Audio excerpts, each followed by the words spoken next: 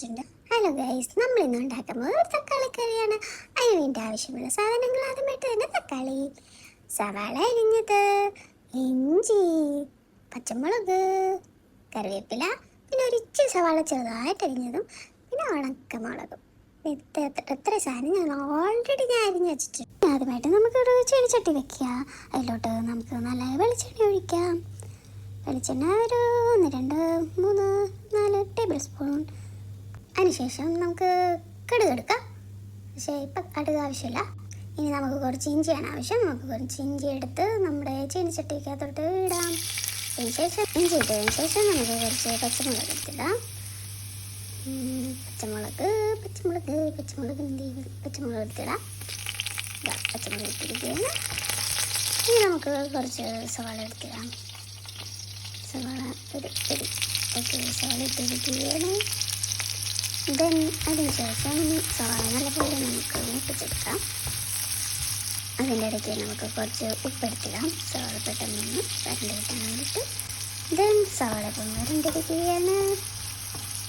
അപ്പോഴാണ് ഞാൻ ചുമ്മാ ക്ലോക്കിലേക്ക് നോക്കിയ സമയം 9:10 ഇരിക്കുകയാണ്.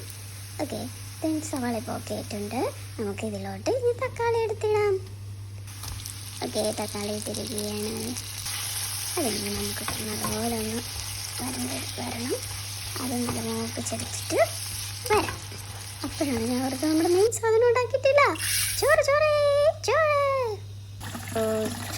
അടുപ്പത്ത് വയ്ക്കാൻ വേണ്ടിയിട്ട് നമുക്ക് ചോറ് കഴുകാം. കുത്തിരിയാണ് എടുത്തേക്കുന്നത്. ചോറ് നമ്മൾ അടുപ്പത്ത് വെച്ചിരിക്കുകയാണ്. ഇതിന് നമ്മുടെ പഴയ സാധനം തുറന്നു പോവുകയാണ്.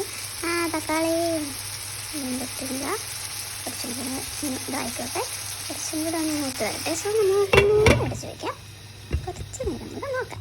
ഇടയ്ക്ക് നമുക്ക് തേങ്ങ ഒന്ന് അരച്ചെടുക്കണം. സോ അതിൻ്റെ അകത്തോട്ട് നമുക്ക് കുറച്ച് ജീരകം ഇടുക, കുറച്ച് ഉപ്പിടുക, കുറച്ച് മുളക് പൊടി ഇടുക.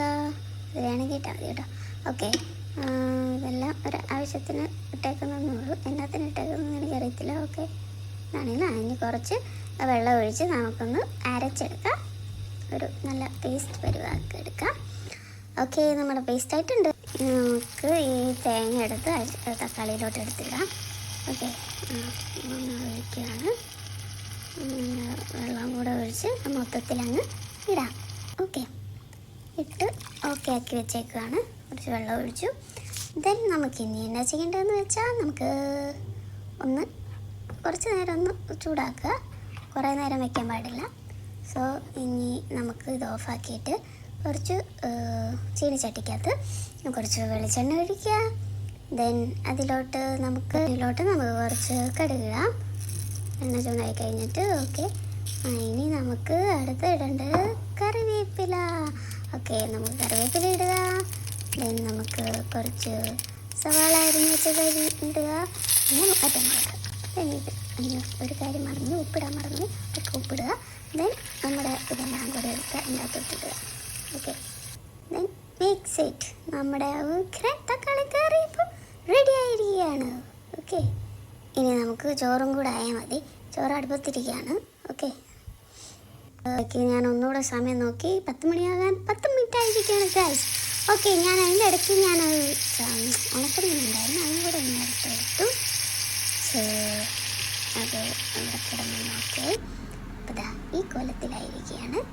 പിന്നെ ഞാൻ ക്യാബേജ് തോരൻ ഉണ്ടാക്കിയിട്ടുണ്ടായിരുന്നു. പിന്നെ